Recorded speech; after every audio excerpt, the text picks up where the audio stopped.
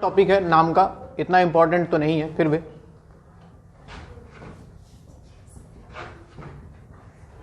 तुमने देखा तालाब वालाब में बर्फ जम जाता है ना? देखा है कभी? कहाँ देख लिया? गुवाहाटी में तो नहीं जमता है। किसी ने देखा है क्या? कहाँ? सिक्किम में देखा होगा, तवांग में देखा हो, यूट्यूब में देखा है ना? हाँ तो बहुत सही। देखो एक्चुअली कहानी क्या होता है, ठंडे जगह पे जहाँ भी होता है ठंडा प्लेस, वहाँ पे जो बाहर का टेम्परेचर होता है, सराउंडिंग का टेम्परेचर, वो निगेटिव में चला जाता है और पानी जो होता है वो 0 डिग्री सेल्सियस पे, लेट अस अज्यूम पानी जो है वो 0 डिग्री सेल्सियस पे है और सराउंडिंग का टेम्परेचर कुछ निगेटिव में चला गया। मान लो जैसे इधर पानी है, इधर सराउंडिंग है तुम्हारा, ठीक है, इधर वाटर है, ये पॉन्ड है, इधर का टेम्परेचर मान लो निगेटिव में चला गया -T डिग्री सेल्सियस पे और पानी अभी भी चल रहा है किस पे? 0 डिग्री सेल्सियस पे। तो एक्चुअली में होता क्या है, टेम्परेचर किसका ज़्यादा है, इसका या इसका? सराउंडिंग का टेम्परेचर कम है, पानी का टेम्परेचर ज़्यादा है। पानी का टेम्परेचर ज़्यादा है तो हीट फ्लो करेगा यहाँ से यहाँ, और अगर हीट फ्लो करेगा तो वो हीट क्या करेगा, यहाँ पे जो पानी है उसको कन्वर्ट करेगा, किस में? आइस में कन्वर्ट करता है। तो वही निकालना है कैसे क्या होता है कहानी में।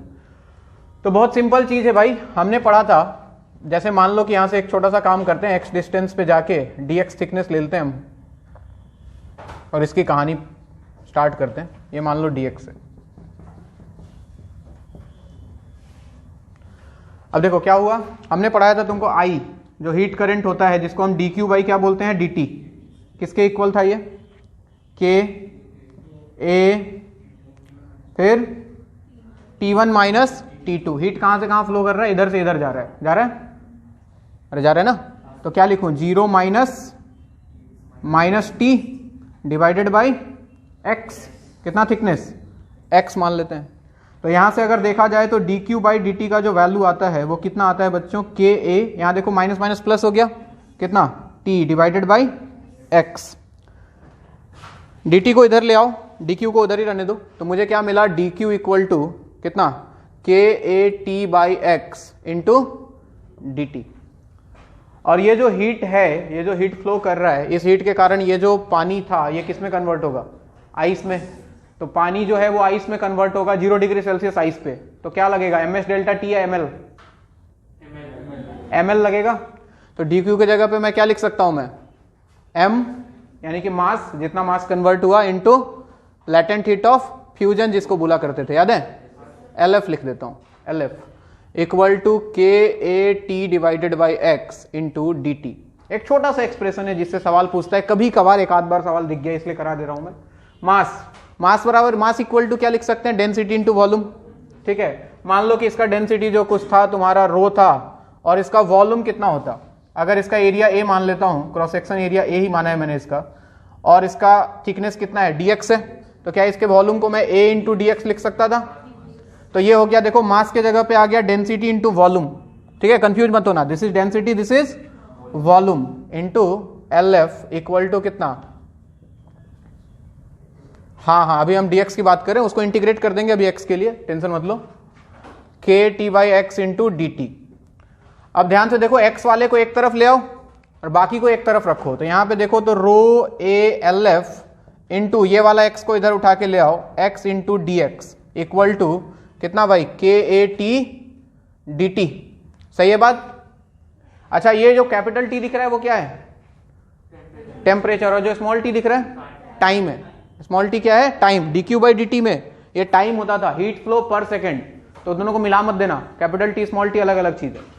तो यहां से देखो तो एरिया से एरिया तो वैसे भी उड़ गया, तो अपने पास बचा रो LF into x D x equal to k t d t. Both side मैंने कर दिया इंटीग्रेट कर देता हूं बोथ साइड।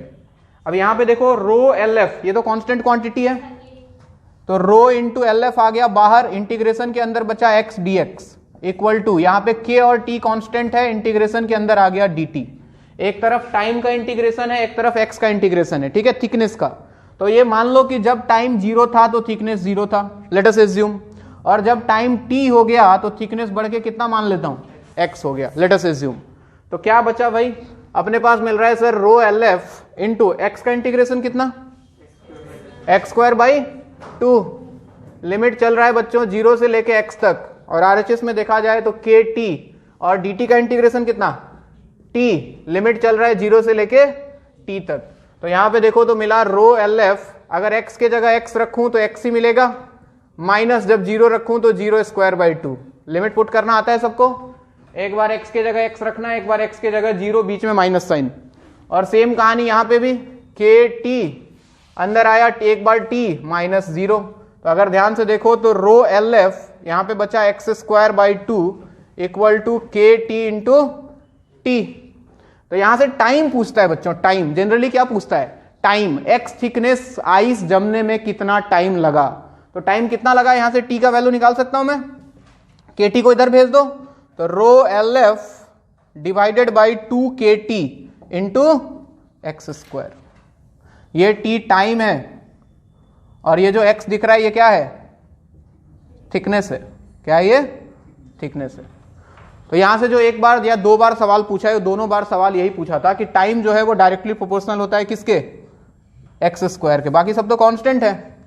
तो टाइम जो लगता है वो एक्स स्क्वायर के डायरेक्टली प्रोपोर्शनल होता है। बात समझ आई, नोट कर लो इसको।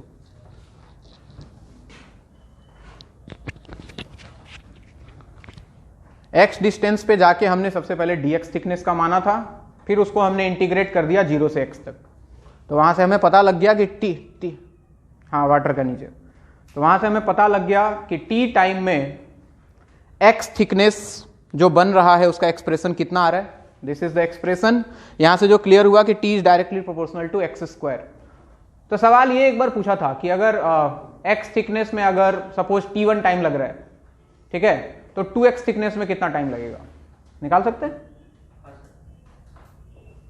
अगर x थिकनेस बनने में t1 टाइम लग रहा है तो 2x थिकनेस में, यानी कि थिकनेस को डबल होने में कितना टाइम लगेगा, t1 by t2 equal to X square by 2x का स्क्वायर। अरे बिनेगा, यहां से t2 का वैल्यू निकल जाएगा। नोट करो, फिर लिखा देता हूं ये सवाल भी।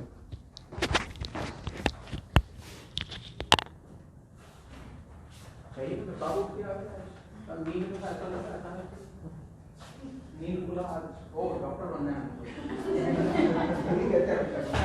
पहली बार दिख रहा है तुमको, लाल शर्ट मास्क लगा के एकदम नमूना लग रहा है। पहली बार आया ना, मेरा क्लास पहला है। कैसा लगा देख के, अच्छा लगा, अच्छा लगा।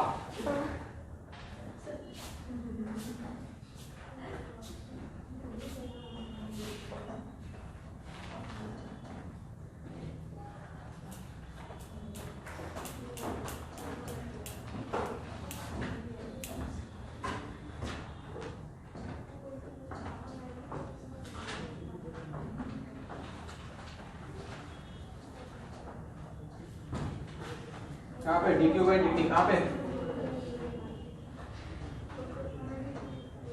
किधर, हेलो,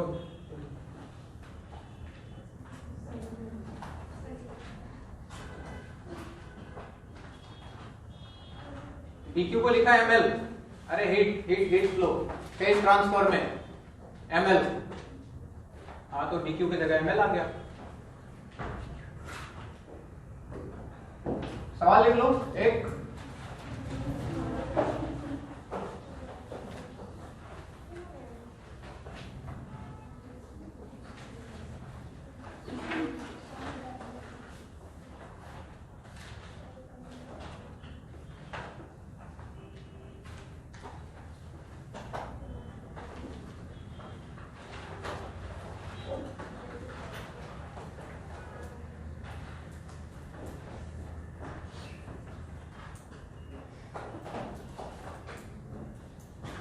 देखो t1 टाइम में ऐसे लिख लो ना, t1 टाइम में x हो रहा है, x thickness, find time required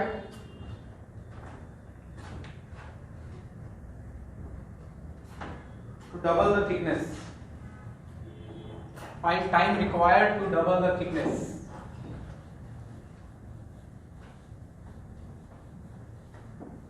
हाँ जी, हम जानते हैं कि t is directly proportional to X square होता है भाई, तो मैं लिख सकता हूं t1 by t2 equal to x1 square by x2 square, लिख सकते हैं।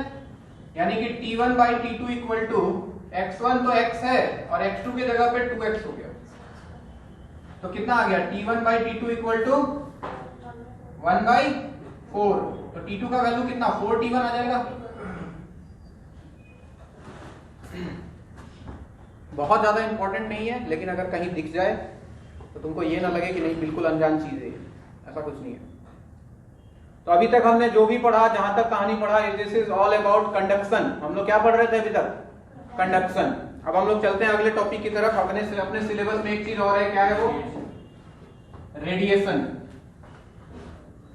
नाम सुने हो ना? नाम तो सर सुना दिया आपने पहले। रेडिएशन। रेडिएशन क्या सबसे फास्टेस्ट होता था? क्यों होता था सबसे फास्टेस्ट? मीडियम। इसको मीडियम की जरूरत नहीं होती थी। क्यों नहीं होती थी? क्योंकि ये इलेक्ट्रोमैग्नेटिक वेव्स है भाई। यहाँ पे जो भी होता है वो लाइट की स्पीड से होता है। किससे होता है? लाइट की स्पीड से होता है, और लाइट का स्पीड बहुत ज्यादा है। और दूसरा, लाइट को मीडियम की जरूरत नहीं होती। हम लाइट के बारे में नहीं पढ़ रहे हैं अभी, लाइट की प्रॉपर्टीज नहीं पढ़ रहे हैं। लाइट अपने साथ जो कैरी कर रहा है हम उसके बारे में पढ़ रहे हैं। लाइट के साथ हीट ट्रांसफर हो रहा है। लाइट के साथ क्या हो रहा है? Heat transfer. तो ये भी उसी स्पीड से हो रहा है। तो this is the fastest mode of heat transfer. ठीक है, हेडिंग लगाओ रेडिएशन। और ये थोड़ा सा थ्योरेटिकल पार्ट है। कंडक्शन तो था, थोड़ा न्यूमेरिकल पार्ट था, ये थोड़ा सा थ्योरेटिकल है। न्यूमेरिकल भी है, थोड़ा थ्योरी ज्यादा है इसमें। रेडिएशन, हेडिंग लगाओ और लिखना शुरू करो। लिखना है, लिखना है इसमें।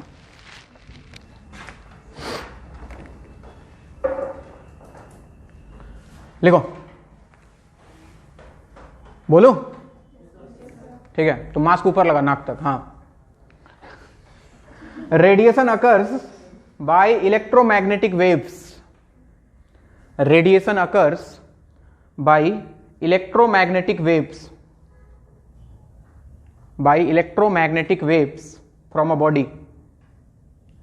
Radiation occurs by electromagnetic waves from a body which can even flow through empty space, which can even flow through empty space, which can even flow through empty space. Full stop. Electromagnetic waves या फिर EM wave भी लिख सकते हो, EMW भी लिख सकते हो शॉर्ट में। Electromagnetic waves travels with the speed of light. Electromagnetic waves travels with the speed of light and hence radiation is the fastest mode of heat transfer, and hence radiation is the fastest mode of heat transfer, and hence radiation is the fastest mode of heat transfer. Full stop. Next लिखो, Prevost theory of heat exchange. Heading लगाओ, Prevost.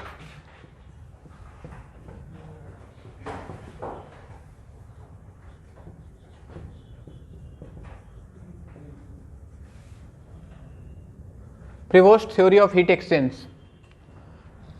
ये क्या बोलता है? ये theory क्या बोलता है कि दुनिया में जितने भी बॉडीज हैं, ठीक है ना, जितने भी इंसान हैं, जितने भी सामान हैं, जितने भी जानवर, पशु पक्षी, object, board, bench, everything, marker, ये मोबाइल, सब कुछ, सब का सब जो है वो एनर्जी रेडिएट कर रहे हैं। सबसे डिफरेंट टाइप्स का रेडिएशन निकल रहा है, कंटिन्यूअसली निकल रहा है। हम लोग भी कुछ ना कुछ रेडिएट कर रहे हैं, हम लगातार कुछ ना कुछ छोड़े जा रहे हैं। हम कुछ छोड़ भी रहे हैं और हम साथ में कुछ एब्जॉर्ब भी कर रहे हैं। ये दोनों चीजें कंटिन्यूअसली चल रही हैं। दो तरह की चीजें होती हैं। जितने भी बॉडीज हैं, जितनी भी चीजें हैं जिनका टेम्परेचर 0 केल्विन से ज्यादा है, 0 केल्विन याद है? Minimum possible temperature 0 kelvin. तो जिसका भी टेम्परेचर 0 केल्विन से ज्यादा है वो अपने पास से कुछ ना कुछ रेडिएट कर रहा है, यानी कि कुछ ना कुछ रेडिएशन छोड़ रहा है। हम भी छोड़ रहे हैं, तुम भी छोड़ रहे हो, सब छोड़ रहे हैं। अब हम छोड़ रहे हैं तो हमारा कोई ना कोई एब्जॉर्ब भी कर रहा है। तो हम छोड़ भी रहे हैं और एब्जॉर्ब भी कर रहे हैं। तो दो तरह की चीजें होती हैं। एक, पहला, अगर हमारा टेम्परेचर सराउंडिंग के टेम्परेचर से ज्यादा है, दिमाग में सोचने की कोशिश करना, अगर हमारा टेम्परेचर, मेरा टेम्परेचर, मैं अपनी बात कर रहा हूं, अगर मेरा टेम्परेचर सराउंडिंग के टेम्परेचर से ज्यादा है, ठीक, तो मैं क्या करूंगा, छोड़ूंगा ज्यादा, मेरे बॉडी से रेडिएशन ज्यादा होगा और मैं एब्जॉर्ब कम करूंगा। समझ रहे हो मैं क्या बोलना चाह रहा हूं? अगर मेरा टेम्परेचर सराउंडिंग के टेम्परेचर से ज्यादा है तो मैं छोड़ूंगा ज्यादा, एब्जॉर्ब कम करूंगा। मेरा टेम्परेचर डिक्रीज होगा कि इंक्रीज होगा? डिक्रीज होगा। मेरा टेम्परेचर क्या होगा? डिक्रीज होगा। अब उल्टा सोचो, मेरा टेम्परेचर जो है वो सराउंडिंग के टेम्परेचर से कम है, मैं छोड़ भी रहा हूं, एब्जॉर्ब भी कर रहा हूं, लेकिन मेरा टेम्परेचर बढ़ेगा कि घटेगा? बढ़ेगा। मैं एब्जॉर्ब ज्यादा करूंगा और रिलीज कम करूंगा। बात समझ में आ रही है? ऐसा भी हो सकता है कि मेरा टेम्परेचर सराउंडिंग के टेम्परेचर के इक्वल हो जाए, मैं जितना एब्जॉर्ब करूं उतना ही क्या करूं? रिलीज करूं। उस टाइम टेम्परेचर क्या रहेगा? थर्मल इक्विलिब्रियम में रहेगा, टेम्परेचर कांस्टेंट रहेगा। तो तीन तरह की चीजें होती हैं, या तो मेरा टेम्परेचर बढ़ सकता है, या तो मेरा टेम्परेचर घट सकता है, या तो मेरा टेम्परेचर कांस्टेंट रह सकता है, depending on surrounding temperature, surrounding का टेम्परेचर कितना है। लेकिन ये फिक्स है कि मैं कंटिन्यूअसली छोड़े जा रहा हूं और कंटिन्यूअसली मैं एब्जॉर्ब कर रहा हूं। किसी केस में ज्यादा एब्जॉर्ब कर रहा हूं, किसी केस में ज्यादा रिलीज कर रहा हूं मैं, ठीक है। इसको बोलते हैं प्रिवोस्ट थ्योरी ऑफ हीट एक्सचेंज। हर तरह का बॉडी सब रेडिएट कर रहा है, किसी को दिखाई नहीं दे रहा है बट हो रहा है ये। समझ रहे हो? जैसे मच्छर वच्छर देखा अंधेरे में आके काट लेता है, उसको कैसे पता हम वहां पे हैं? थोड़ी देख पाता है वो अंधेरे में। कहीं भी अंधेरे में रहो तो आके काट जरूर लेता है वो रेडिएशन उसको पता है। हम जो रेडिएशन छोड़ रहे हैं ना, वो उसको फील कर सकता है, वो तो उसको पता लग जाता है अच्छा माल यहाँ पे छुपा हुआ है, तो वो आके काट लेता है वो। तो ये प्रोसेस कंटिन्यूअसली चलता रहता है, ठीक है। चलो तो इसके बारे में कुछ लिख लो, कुछ बातें।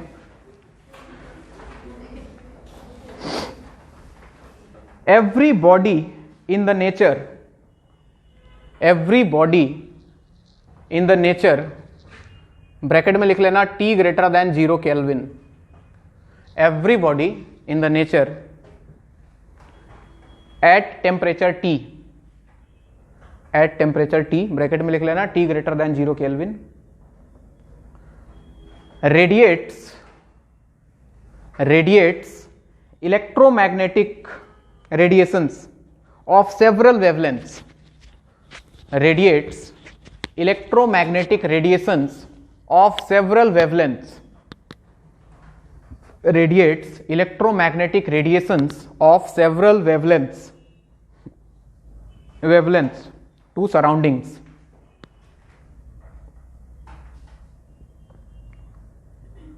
Full stop. This polychromatic radiation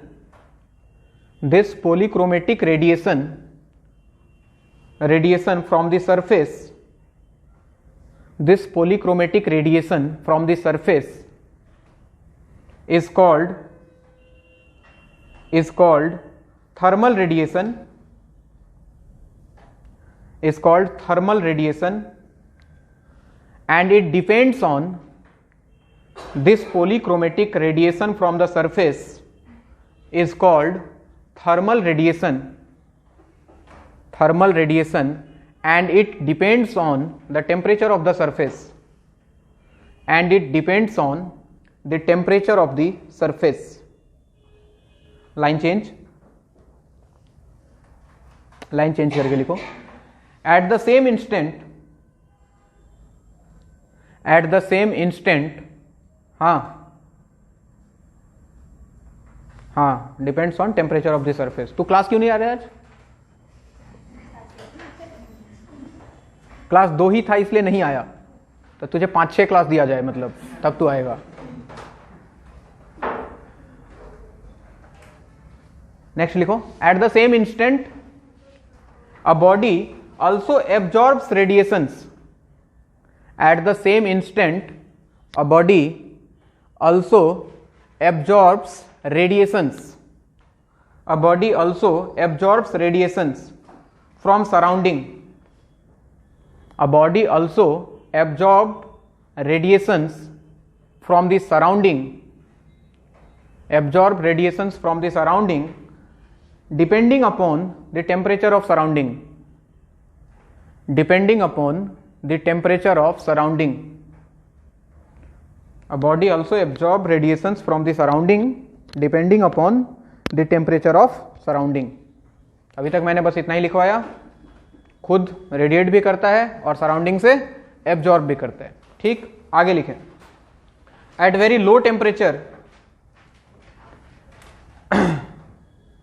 at very low temperature, at very low temperature all body emits infrared radiations, all bodies emits infrared radiations, all bodies emit infrared radiations। Line change, फिर लिखो, ऐसे पॉइंट वाइज लिख लो। If temperature of body is greater than temperature of surrounding, if temperature of body is greater than temperature of surrounding, then body radiates more and absorb less, then body radiates more and absorb less, छोड़ता ज्यादा है, absorb कम करता है। Radiates more and absorb less, and hence temperature of body decreases, and hence temperature of the body decreases.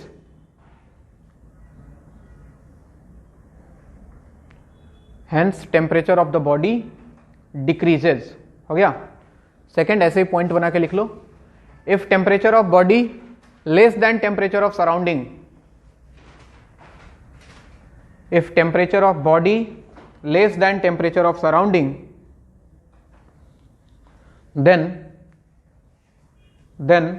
body absorbs more and radiates less, then body absorbs more and radiates less, absorbs more and radiates less, and hence temperature of the body increases, and hence temperature of the body increases, temperature of the body increases। Line change करके एक और पॉइंट। If temperature of body is equal to temperature of surrounding, if temperature of body is equal to temperature of surrounding, then body is in thermal equilibrium, body is in thermal equilibrium, that means absorption is equal to radiation, यानी कि जितना absorb कर रहा है उतना ही radiate कर रहा है। Absorption is equal to radiation. हो गया? हाँ बोलो, क्या है? बी है एब्जॉर्प्शन, ए बी लास्ट में क्या? हाँ अरे एब्जॉर्ब भाई, ये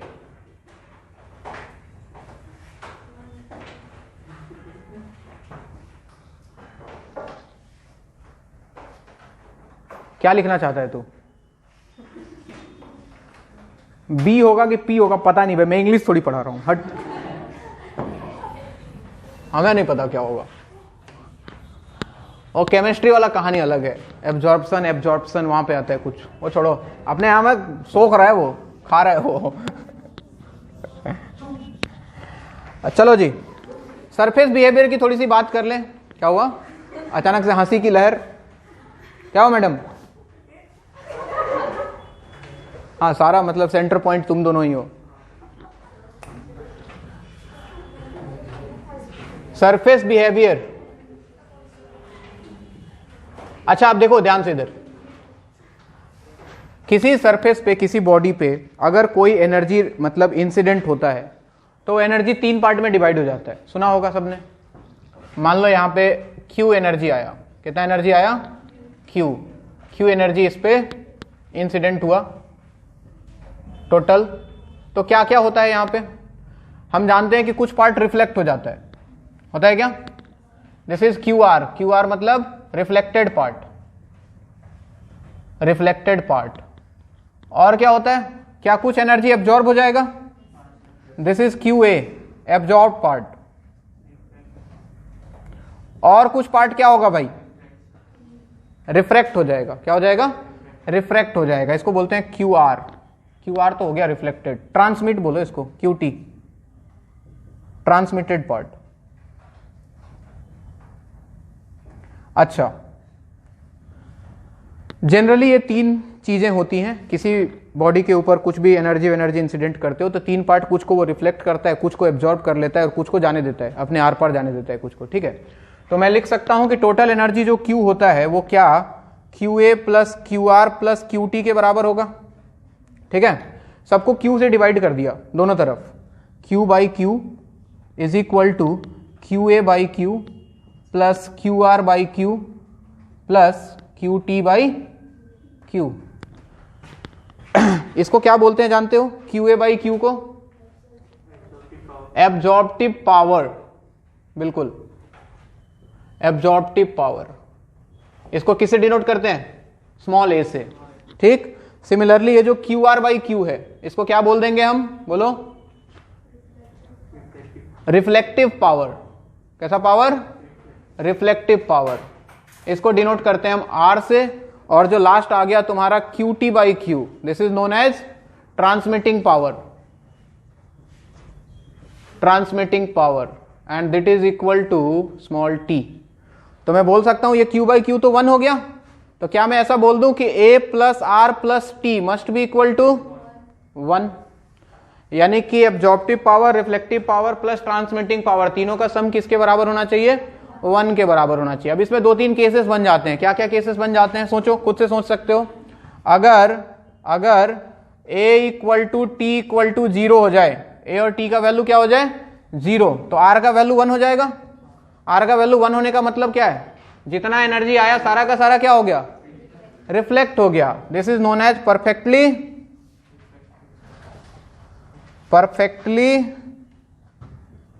रिफ्लेक्टिव बॉडी, या फिर परफेक्टली रिफ्लेक्टिंग, हाँ रिफ्लेक्टिंग बॉडी बोल दो इसको, सरफेस बोल दो या बॉडी बोल दो, क्या बोलना चाहते हो, परफेक्ट रिफ्लेक्टर बोल दो, ज्यादा बढ़िया, बढ़िया वर्ड है रिफ्लेक्टर। सिमिलरली अगर सोच के देखो, अगर मान लो कि तुम्हारा ए का वैल्यू और आर का वैल्यू 0 हो जाए, तो क्या T1 हो जाएगा, और T1 हो गया मतलब परफेक्टली या फिर परफेक्ट ट्रांसमीटर बोल दो इसको।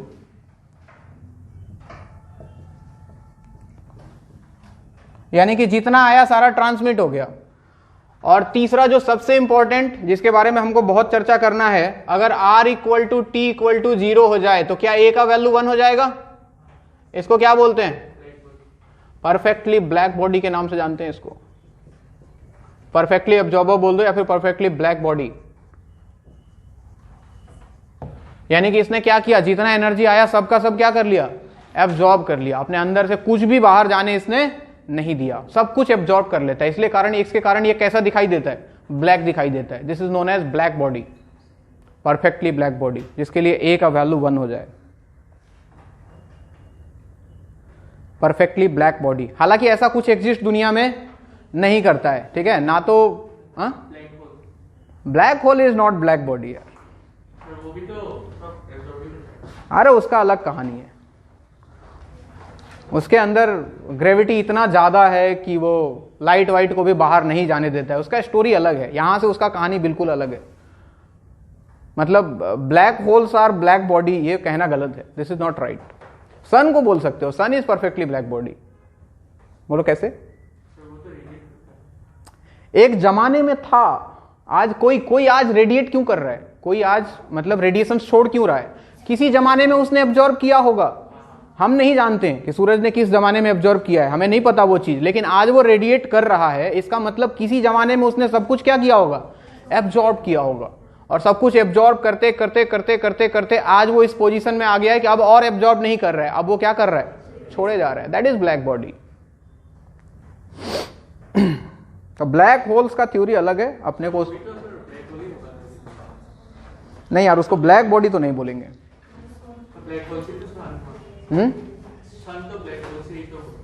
सन, अरे सन के बारे में हम जानते हैं, ब्लैक होल्स के बारे में बहुत कुछ नहीं जानते हैं यार। ब्लैक होल्स के बारे में हम मतलब उसका थ्योरी अलग है यार, उसमें ग्रेविटेशन का कॉन्सेप्ट है उसमें, ठीक है, कि वहां से लाइट वाइट को बाहर नहीं आने देता है, वो जो भी जाता है उसके अंदर मतलब विलीन हो जाता है, बोलते हैं ना आत्मा का परमात्मा में विलय हो गया। तो कभी हमें भी मौका मिले तो ब्लैक बॉडी के अंदर जाएं, मतलब ब्लैक होल के अंदर कभी जाएं।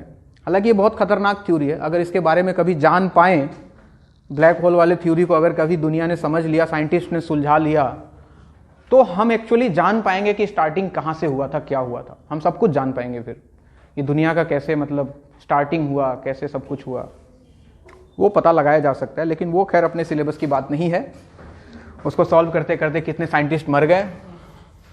कुछ दिन पहले एक भाई साहब टपके थे, हॉकिंस साहब। हमें जिंदगी में काम धंधा नहीं है और नीचे लिख लो, एक चीज लिख लो नीचे चाहो तो, in real practice nothing can be, in real practice nothing can be 100% absorbing, reflecting or transmitting. In real practice, nothing can be 100% absorbing, reflecting और transmitting. ऐसा कुछ पॉसिबल होता नहीं है, सब में कुछ ना कुछ होता ही है। जैसे रियल लाइफ में बोलते हैं कि भाई स्मूथ सरफेस एग्जिस्ट नहीं करता है, लेकिन फिजिक्स में हम खूब कराते हैं स्मूथ सरफेस एग्जिस्ट, है कि नहीं? रियली में ऐसा कहीं कुछ नहीं होता है। तो in real practice nothing can be 100% absorbing, reflecting और ट्रांसमिटिंग। एक दो एग्जांपल है, तुम चाहो तो लिख सकते हो। कार्बन ब्लैक, कार्बन ब्लैक ये जो होता है ये 99.6% ब्लैक बॉडी के नाम से जाना जाता है। ये भी 100% नहीं है। और एक होता है प्लैटिनम ब्लैक, प्लैटिनम ब्लैक ये थोड़ा सा और ज्यादा है, 99.8%। यहां तक हम मैक्सिमम पहुंचे आज तक, मतलब हम नहीं, साइंटिस्ट लोग हम तो पढ़ रहे हैं, किसी ने बोल दिया कि ये होता है, हमने मान लिया कि होता है।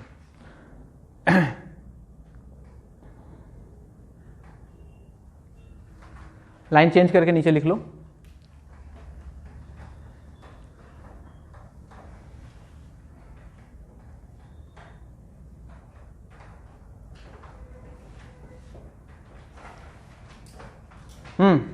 A perfectly black body,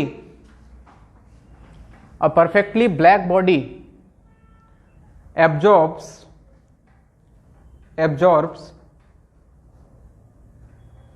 radiation of all the wavelengths completely.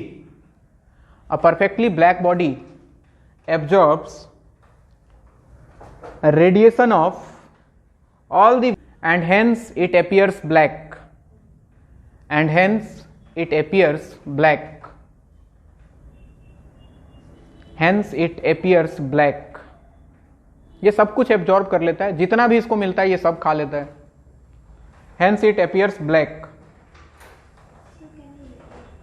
हाँ, a perfectly black body absorbs radiation of all the wavelengths, radiation of all the wavelengths completely,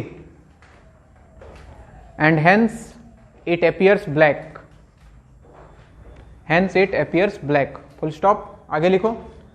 When a perfectly black body is heated to high temperature, when a perfectly black body is heated to high temperature,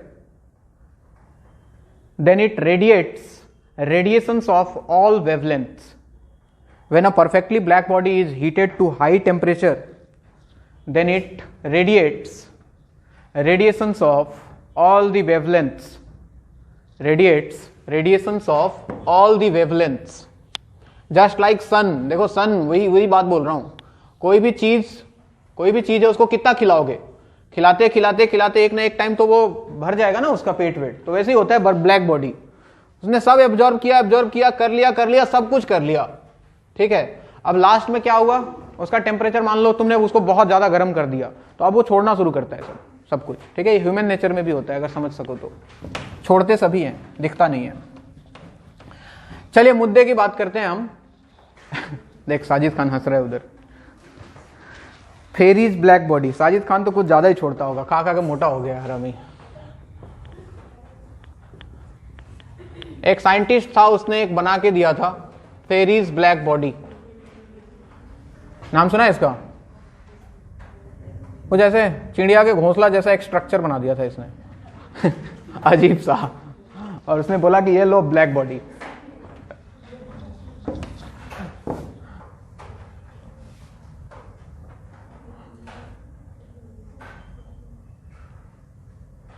ऐसे, और यहां पे उसने लगा दिया था एक ऐसे नुकीला एक कोन लगा दिया ऐसा कुछ, और ये जो अंदर का था इसको ब्लैक पेंट कर दिया था।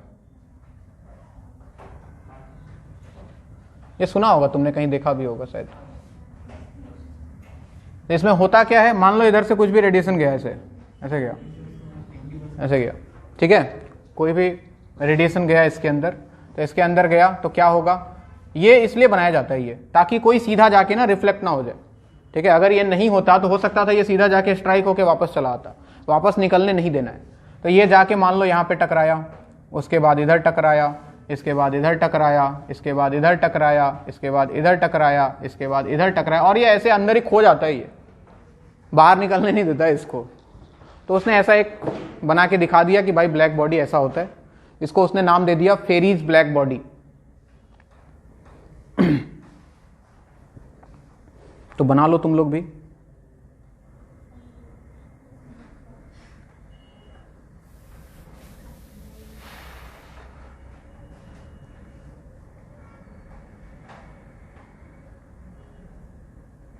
तुम लोग बायोलॉजी में तो डायग्राम बनाते ही रहते हो, चूहा, कॉकरोच, बिल्ली, पता नहीं क्या क्या। बिल्ली नहीं बनाते हो क्या? ओ, कॉकरोच बनाते हो ना, कॉकरोच, छिपकली, ह्यूमन स्केलेटन, हड्डी वड्डी का। कितना हड्डी होता है? 206। इतना काफी है। लिखो, कुछ लाइनें लिख लो इसके बारे में। एनी रेडिएशन, लिखो, any radiation that falls on the opening, any radiation that falls on the opening goes inside any radiation that falls on the opening goes inside and has a very little chance of escaping, has a very little chance of escaping,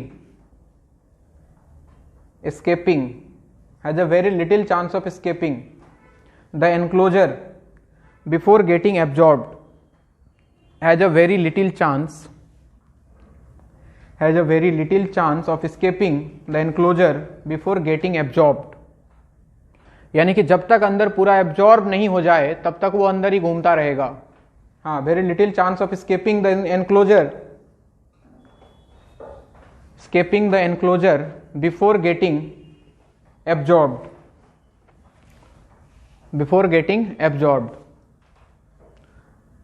enclosure के बाद before getting absorbed. लिख लिया? आगे लिखो, full stop के बाद multiple reflections make sure that, multiple reflection make sure that whole radiation is absorbed. Multiple reflections make sure that whole radiation is absorbed, full stop। The cone opposite to the opening, the cone opposite to the opening, इसकी बात कर रही है। The cone opposite to the opening ensures that no radiation is reflected back directly, ensures that no radiation is reflected back directly।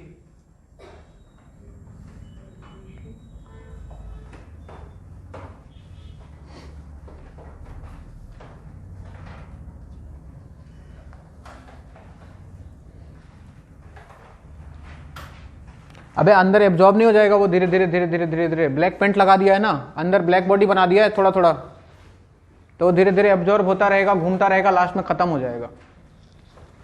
समझा? मान सकते हैं, ठीक है, ये मॉडल है ब्लैक बॉडी का। समझा?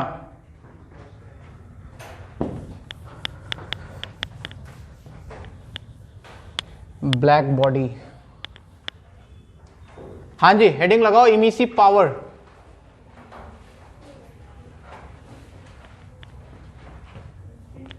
इमिसिव पावर,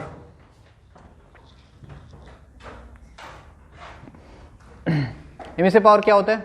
कोई बॉडी कितना एनर्जी इमिट कर रहा है, ठीक है ना, per unit area per unit time.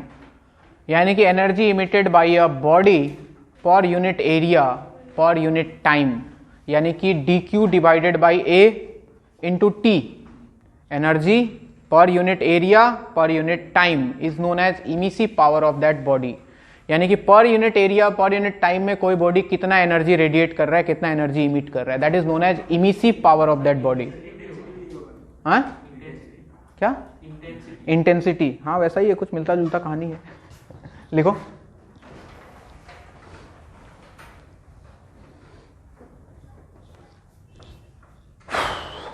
लिखो द रेडियंट एनर्जी और the energy emitted, the radiant energy और energy emitted by a body, the radiant energy और energy emitted by a body per unit area per unit time, per unit area per unit time is called emissive power of that body, is called emissive power of that body, emissive power of that body। यानी कि E equal to हम क्या लिख सकते हैं? E capital E से इसको denote करते हैं, that is dq divided by a dt।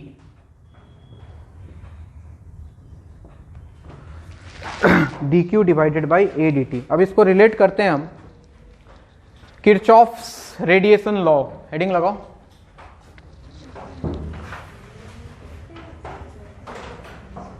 Kirchhoff's radiation law.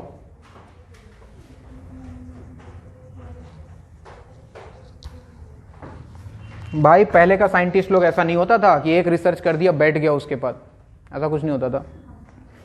हर जगह वो लोग हाथ पैर मारता था, इधर हो गया चलो उधर चलते हैं, उधर हो गया चलो उस फील्ड में चलते हैं। न्यूटन साहब को देख लो, न्यूटन साहब ने तो कोई फील्ड ही नहीं छोड़ा, ऐसा लगता है बायोलॉजी छोड़ दिया। और बायोलॉजी में इंटरेस्टेड नहीं होगा बंदा, वरना तो छोड़ता नहीं हो, 2-4 हड्डी तो एक्स्ट्रा निकाल ही देता वो। हाँ जी ध्यान दो, 2 बॉडीज लिया गया, एकदम सेम स्ट्रक्चर, सब कुछ सेम। ये है normal body, this is normal body, इसको NB बोल देता हूं, and this is black body, black body BB बोल देते हैं, BB। ठीक, दोनों को सेम हीट दिया गया या फिर सेम एनर्जी दिया गया।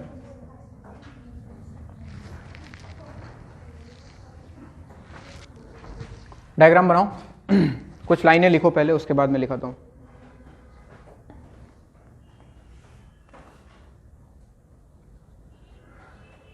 आइंस्टाइन को देख लो, लेकिन ये सब थे बड़े मजेदार लोग थे सब। आइंस्टाइन तो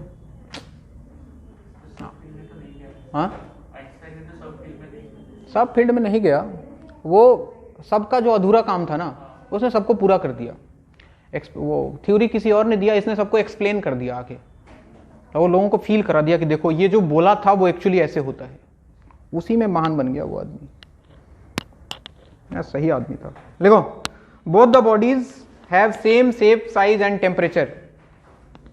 both the bodies have same shape, size and temperature, and both are provided with same energy per second, both are provided with same energy per second, यानी कि इसको Q एनर्जी पर सेकेंड दोनों को दिया गया है। एक ब्लैक बॉडी है और एक नॉर्मल बॉडी है, ठीक है। ब्लैक बॉडी के लिए A का वैल्यू कितना होगा भाई? हाँ, same energy per second. Black body के लिए कितना होता है? A का वैल्यू 1 होता है। नॉर्मल बॉडी का कुछ A होगा, क्या होगा? A क्या था याद करो? एब्जॉर्प्टिव पावर था ना, याद है? अब देखो ध्यान देना, चलो इधर ध्यान दो, इसका इमिसिव पावर लिख रहा हूं मैं, ठीक है ना, ब्लैक बॉडी का EBB क्या लिखा जाए? DQ डिवाइडेड बाई क्या? A इंटू DT, ठीक। और अगर इस नॉर्मल बॉडी का E लिखा जाए NB तो कितना निकल के आएगा बताओ? DQ divided by A DT। क्या इसका भी सेम ही रहेगा? नहीं, सेम नहीं रहेगा इसका, इसके साथ एक A और आएगा एक्स्ट्रा। बोलो क्यों? जो जितना एब्जॉर्ब करता है उतना ही तो छोड़ेगा, है कि नहीं? इसने सब एब्जॉर्ब किया तो सब छोड़ा, इसने एब्जॉर्ब कम किया, एब्जॉर्प्टिव पावर इसका A था कुछ, ठीक है ना, तो ये छोड़ेगा भी उसी हिसाब से, उसी फैक्टर के साथ। तो इसका जो इमिसिव पावर आएगा that is A times DQ by ADT, ठीक है। दोनों को कर देते हैं डिवाइड। क्या कर देते हैं? दोनों को डिवाइड। मैंने डिवाइड कर दिया EBB को ENB के साथ, डिवाइड कर दे तो क्या मिलेगा? देखो क्या DQ by DT, DQ by ADT cancel हो जाएगा, कितना निकल के आएगा? दिख रहा है? 1 बाई A। अगर इसको उल्टा करके लिख दो तो ऐसे भी लिख सकते हो, E normal body divided by E black body, किसके बराबर? A के बराबर, ठीक है। या फिर चाहो तो ऐसे भी लिख सकते हो, E normal body divided by A equal to कितना? E ब्लैक बॉडी, लिख सकते हैं ऐसा। ये क्या है? Emissive power. What is this? Emissive power. और ये क्या है? Absorptive power. तो ratio of emissive power of a body to absorptive power of same body is equal to what? Emissive power of black body. बात समझ में आ रहा है कहानी? And this is constant quantity. ये क्या होता है? कांस्टेंट होता है। Emissive power of black body तो कांस्टेंट होगा, तो तुम इसको ऐसे भी लिख सकते हो, this is equal to constant. यानी कि जो रेशियो होता है इमिसिव पावर का और एब्जॉर्प्टिव पावर का किसी भी बॉडी के लिए, वो हमेशा एक कांस्टेंट क्वांटिटी होता है। बात समझ में आ रहा है? यहां से हम ये भी तो बोल सकते हैं ENB क्या डायरेक्टली प्रोपोर्शनल होगा A के? अगर A को उधर भेज दे तो देखो, जिसके बारे में मैं थोड़ी देर पहले बात कर रहा था कि जो बॉडी जितना एब्जॉर्ब करता है उतना ही रेडिएट करता है, यानी कि किसी बॉडी से कितना रेडिएशन इमिट होगा वो डिपेंड करता है कि वो कितना अच्छा एब्जॉर्ब कर रहा है। बात समझ में आ रहा है? यानी कि emissive power is directly proportional to what? Absorptive power of a body. जो जितना बढ़िया एब्जॉर्ब करेगा उतना ही बढ़िया वो इमिट करेगा। इसका एग्जांपल रियल लाइफ में भी तुम देख सकते हो। जैसे फॉर एग्जांपल राजस्थान में ये सब चीज फील होता है। राजस्थान में क्या होता है, वो बालू सैंड वाला जगह है ना, वो सैंड वाला जगह है, तो वहां पे क्या होता है, दिन में बहुत ज्यादा गर्म हो जाता है, वो बहुत ज्यादा हीट एब्जॉर्ब करता है वो दिन में, और खूब गर्म हो जाता है, दिन में खूब गर्मी लगता है। दुबई का भी बात ले लो, वहां भी सेम हाल है। रात होते होते वो उतना ही बढ़िया इमिटर हो जाता है, सारा एनर्जी इमिट करने लग जाता है, और रात को ठंडा लग जाता है, रात को कंबल ओढ़ना पड़ता है। दिन में टेम्परेचर होता है 40, 45, 50 डिग्री सेल्सियस, और रात में टेम्परेचर आ जाएगा 8-10 डिग्री सेल्सियस। ऐसा हालत होता है वहां पे। तो जितना बढ़िया एब्जॉर्ब करता है उतना ही बढ़िया इमिट करता है। समझ रहे हो बात? काले लोग, ये भी एक एग्जांपल है, ब्लैक पीपल, मतलब मैं डिस्क्रिमिनेशन नहीं कर रहा हूं, डोंट टेक इट अदरवाइज, मैं फिजिक्स का सब सिर्फ एक एग्जांपल देता हूं। काले लोगों को देखना, दिन में बहुत गर्मी होता है, फील किया है कभी? खूब पसीना निकलता है उनको, नहीं देखा कभी? काले लोगों को पसीना ज्यादा निकलता है, जो ब्लैक पीपल होते हैं वो बहुत ज्यादा एब्जॉर्ब करते हैं वो लोग, समझ रहे हो? और रात को उतना ही अच्छा वो लोग इमिट करते हैं, रात को उनको ठंडा लगता है, मतलब ये फील नहीं होता है, ठीक है? वो ब्लैक पीपल शायद फील कर पाए। अरे तुम लोग गलत मत समझ लेना, ब्लैक लाइफ मैटर्स। तो वहां भी एक एग्जांपल है, ठीक है? जो जितना अच्छा एब्जॉर्ब करता है वो उतना अच्छा इमिट भी करता है, क्योंकि दोनों डायरेक्टली प्रोपोर्शनल होता है एक दूसरे के। किसी भी बॉडी का इमिसिव पावर और एब्जॉर्प्टिव पावर दोनों डायरेक्टली प्रोपोर्शनल, ठीक है? इसलिए मैं सूरज वाला बात कर रहा था, सन वाला, उसने किसी जमाने में खूब एब्जॉर्ब किया होगा, खूब, ठीक है? एब्जॉर्ब करते करते करते उसका टेम्परेचर खूब बढ़ गया होगा जब, उसके बाद अब वो छोड़ रहा है वो, ठीक है? अब उतना ही अच्छा इमिटर है वो, जितना उसने अब्जॉर्ब किया, अभी सब रेडिएट, जितना भी हमारे आसपास जितने भी रेडिएशन है डिफरेंट डिफरेंट वेवलेंथ के, उसका मेन सोर्स कौन है? सन है। मेन सोर्स कौन है? सन। उसी की एनर्जी हर जगह यूज हो रही है। हम जो खा रहे हैं वो भी सन ही है, इनडायरेक्टली, डायरेक्टली नहीं खा रहे हैं, सन को इनडायरेक्टली खा रहे हैं हम लोग। बायोलॉजी वाले ज्यादा बढ़िया एक्सप्लेन कर सकते हैं। सन से आता है, उसके बाद क्लोरोफिल के साथ मिलके कुछ बनाता है वो लोग आपस में, और फिर उसको हम खा जाते हैं, है कि नहीं? तो ये पढ़ा था मैंने क्लास 9-10 में, ये क्लोरोफिल वाला चीज। तो मैं मतलब बायोलॉजी नहीं आता है मुझे, बट इनडायरेक्टली हम लोग सन का ही एनर्जी यूटिलाइज कर रहे हैं अपने अंदर। बात समझ में आ रहा है? चलिए, तो यहां तक अगर हो गया तो आगे लिख लें आप 1-2 लाइन और डेकोरेट करने के लिए। This law proves that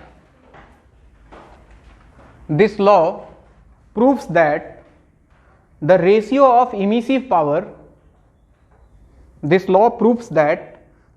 of emissive power to absorptive power is same for all bodies.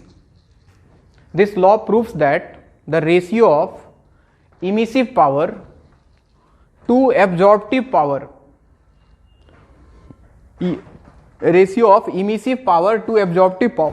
is same for all bodies at a given temperature. It's same for all bodies at a given temperature.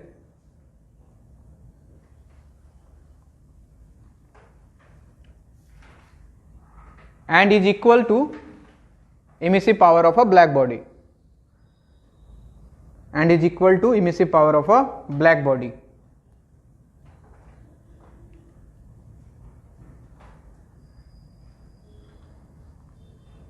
Line change करके लिखना, that's why good emitters are good absorbers. That's why good emitters are good absorbers and vice versa. हाँ, emissive power of black body and is equal to emissive power of black body. That's why हाँ, black body का emissive power 0 है। ये तुझे किसने पढ़ा दिया? अपने मर्जी से कैसे? तब से बोल रहा हूं कि ब्लैक बॉडी सबसे अच्छा इमिट भी करेगा। जब वो बहुत ज्यादा एब्जॉर्ब कर लेगा तो उसके बाद वो इमिट भी करता है। वो ब्लैक बॉडी का मतलब उसके ऊपर जितना भी आता है वो सबको एब्जॉर्ब करते जाता है बच्चे, बाद में इमिट करता है वो, जैसे सूरज कर रहा है ना अभी। That's why good absorbers are good emitters and vice versa. That's why good absorbers are good emitters and vice versa. ठीक है? इसके बाद एक छोटा सा चीज और है, मैं पढ़ा ही देता हूं, अजीब अजीब चीजें इस चैप्टर में। मुनसेल सेल नाम सुना है? क्या क्या?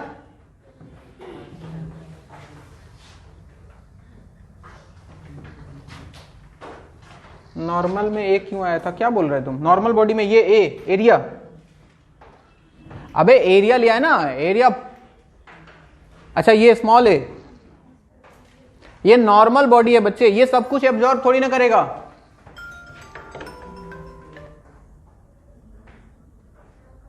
हेलो,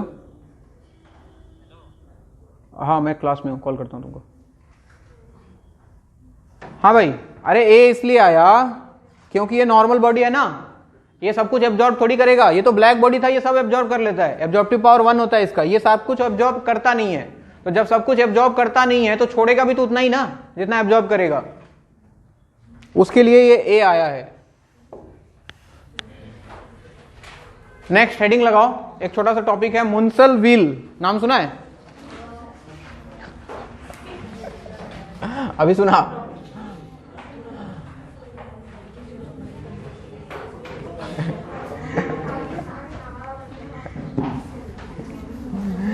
ये साइंटिस्ट लोग जो जो बना के चला गया है ना, छोटा छोटा चीज, सब पढ़ा दे रहा हूं मैं तुम लोग को।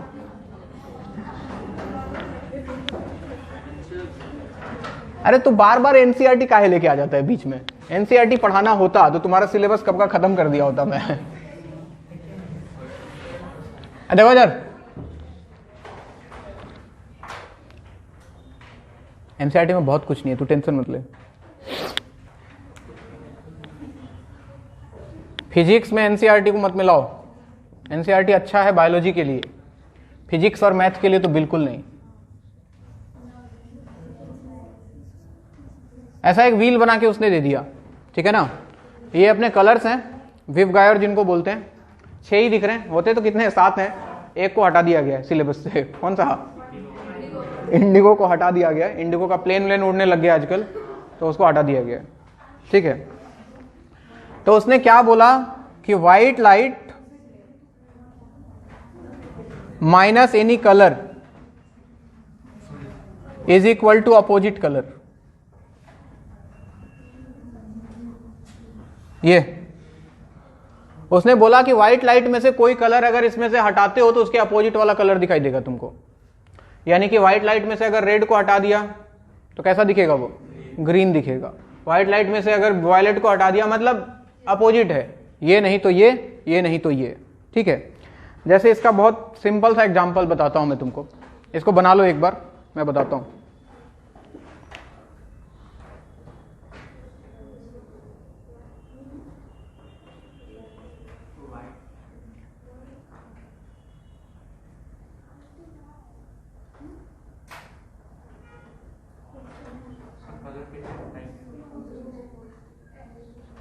एक सवाल देता हूं, कलर हटेगा फिर।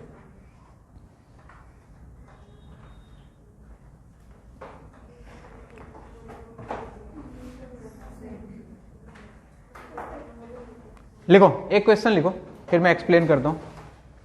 If a green and red ball, if a green and red ball are heated to high temperature,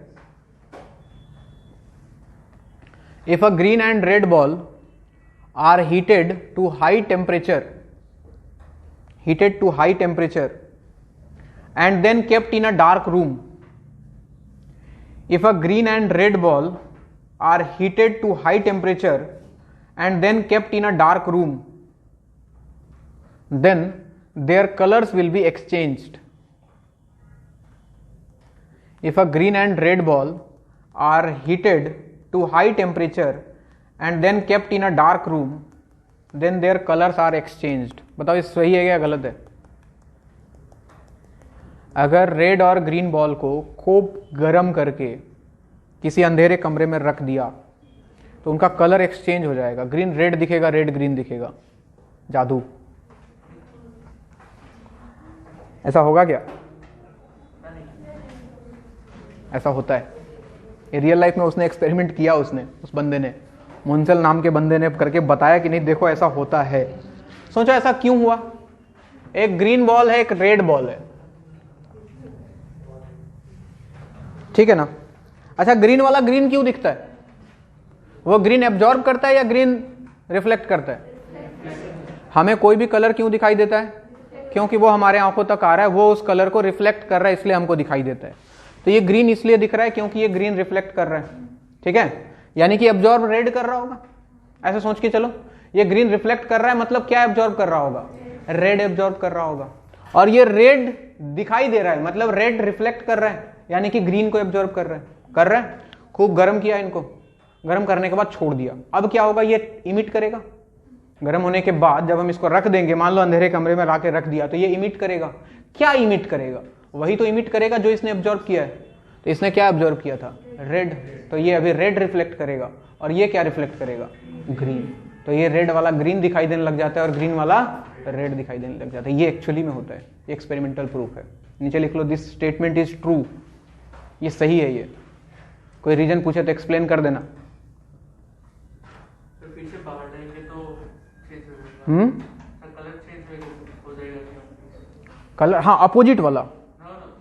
बाहर ले आए तो मतलब लाइट से बाहर ले आएंगे तो वो एग्जैक्टली नहीं दिखेगा वैसा, समझ रहे हो। लेकिन वहां पे इसलिए दिखेगा क्योंकि उसके सामने वो वाला है, ये वो रिफ्लेक्ट कर रहा है जो उसको चाहिए। नहीं सर, मतलब डार्क रूम से बाहर ले आए तो कलर पीछे एक्सचेंज, हाँ, वापस नॉर्मल हो जाएगा ऑब्वियसली। वो तब तक रहेगा जब तक वो दोनों रिफ्लेक्ट मतलब इमिट करना शुरू करेगा। हाँ बोल, क्या बोल रहे हैं?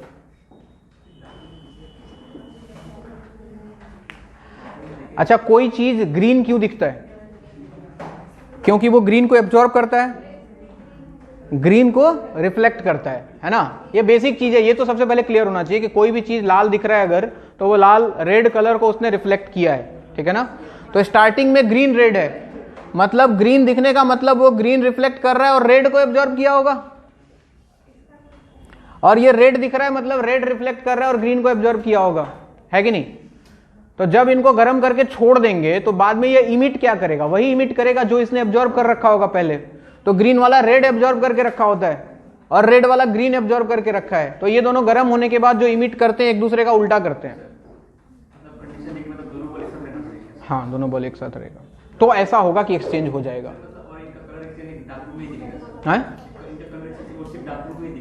डार्क रूम इसलिए ताकि बाकी लाइट को हम वहां घुसने नहीं दे रहे हैं। हाँ हाँ, अरे इतना तो दिख ही जाएगा ना यार, थोड़ा बहुत। अरे वो लाल मतलब वो रेड, वो वाला रेड यार, अब कोयला तुम जलाएगा तो वो दिखाई नहीं देगा तुमको। हीट करने का मतलब क्या है, हीट करने वाला जो लाइट है वो अलग चीज है भाई, ठीक है ना। वो जो लाइट है वो हमको अंधेरे में दिखाई देता है, समझ रहे हो बात। अब तुम बोलोगे सर आयरन को गर्म कर दिया अंधेरे में, तो आयरन तो दिखाई नहीं देगा ना, वो उतना रेड नहीं होता है ना, समझ रहे हो बात। तो ऐसा होता है, एक्चुअली में ऐसा होता है। एक और एग्जांपल है, लिखो। अरे क्या हुआ तुमको, एक और लिखो। A black and a white ball are heated to high temperature. A black and a white ball are heated to high temperature and then kept in a dark room. A black and a white ball are heated to high temperature and then kept in a dark room. बताओ, तुमसे question है, कौन सा ज्यादा sign करेगा?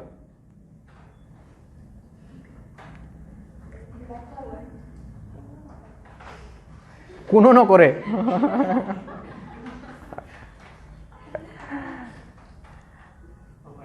Sign करने का मतलब क्या है, कौन ज्यादा बढ़िया इमिट कर रहा है, यही मतलब है ना। साइन करने का मतलब क्या है, तो ऑब्वियस सी बात है कौन सा करेगा, ब्लैक वाला करेगा। क्यों करेगा, क्योंकि जब हम उसको हीट कर रहे हैं तो वो सबसे ज्यादा एब्जॉर्ब करेगा वो, ठीक है ना, और व्हाइट वाला कम एब्जॉर्ब करेगा, तो इसलिए वो डल दिखाई देता है व्हाइट वाला, और जो ब्लैक वाला होता है वो शाइनिंग दिखाई देता है।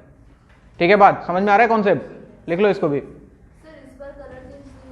हाँ,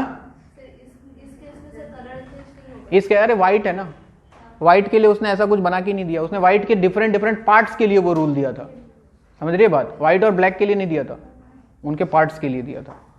नेक्स्ट लिखो, क्या बोला मैंने, a black and a white ball are heated to high temperature and then kept in a dark room, then the black ball will shine brightly, the black ball will shine brightly while the white ball will appear dull, while the white ball will appear dull.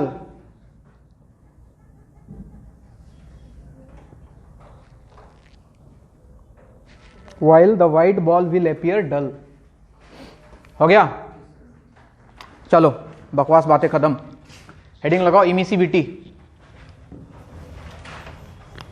अभी हम लोग numerical वाले segment तक पहुंचे ही नहीं है, theory पढ़ रहे हैं अभी। क्या फिर से बोलो।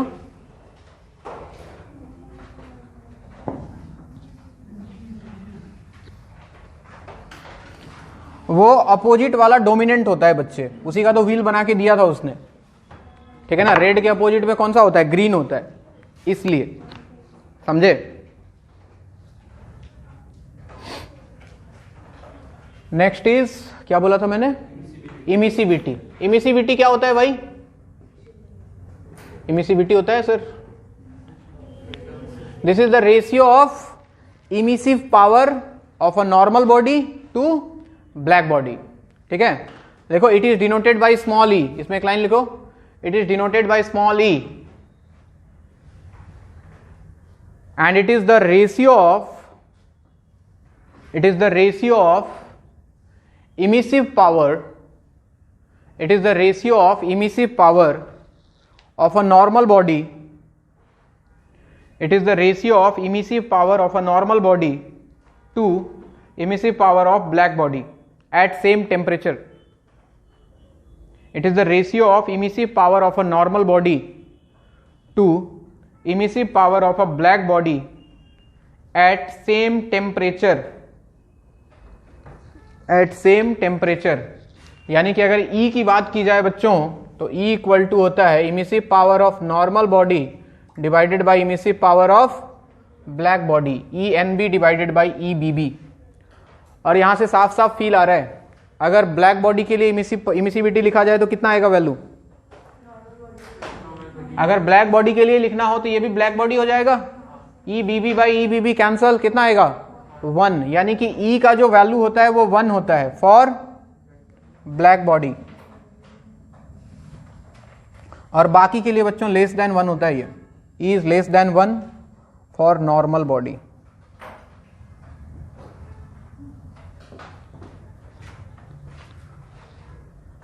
वन क्यों देख, मुझे निकालना है emissive power of black body, ठीक है, तो यहां BB आएगा, नॉर्मल बॉडी की जगह BB आएगा, तो EBB बाई EBB कैंसिल होके 1 नहीं आ जाएगा।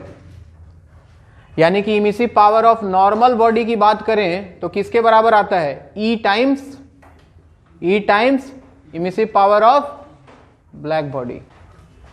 अच्छा, ये E के बारे में देखो, E का वैल्यू और A का वैल्यू, थोड़ी देर पहले A का वैल्यू लिखा था स्मॉल a, क्या दोनों सेम ही था? देखो ध्यान से, है ना। तो A और E इमिसिविटी और एब्जॉर्प्टिव पावर दोनों आता अलग अलग डेफिनेशन से है, लेकिन दोनों का मतलब सेम ही है, समझ रहे हो? A और E, A का वैल्यू भी ध्यान से देखो, थोड़ी देर पहले लिखा था, वो भी यही था, ENB बाई EBB। तो दोनों सेम ही चीज होता है भाई, दोनों का मतलब सेम है, भले अलग अलग डेफिनेशन से आता है एब्जॉर्प्टिव पावर और इमिसिविटी, बट मतलब दोनों का सेम ही होता है। तो चाहो तो ये लाइन लिख लो, नीचे लिखो, जो मैं बोल रहा हूं लिख लो, नोट डाल के लिख लो।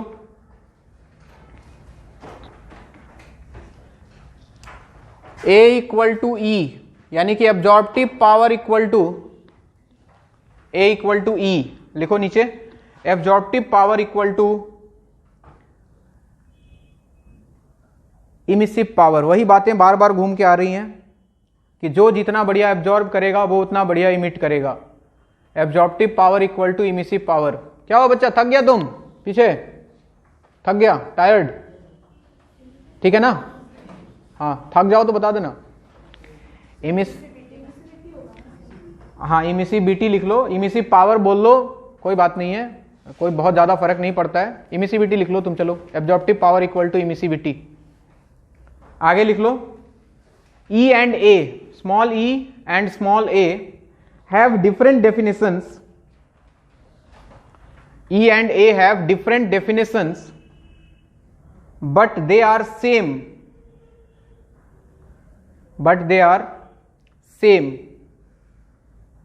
And their value is surface dependent. They are same and their value is surface dependent.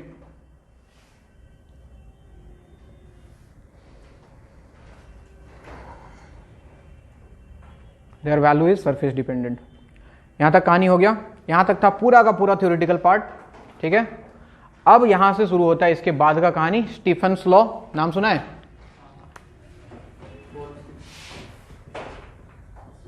Stephen's law, यहां से लॉज आएंगे, अब यहां से फिर बनेंगे आपके न्यूमेरिकल्स, ठीक है। अरे 12:25 हो गया, बकवास बातों में टाइम खत्म हो गया। लिखाऊं, छोड़ दूं?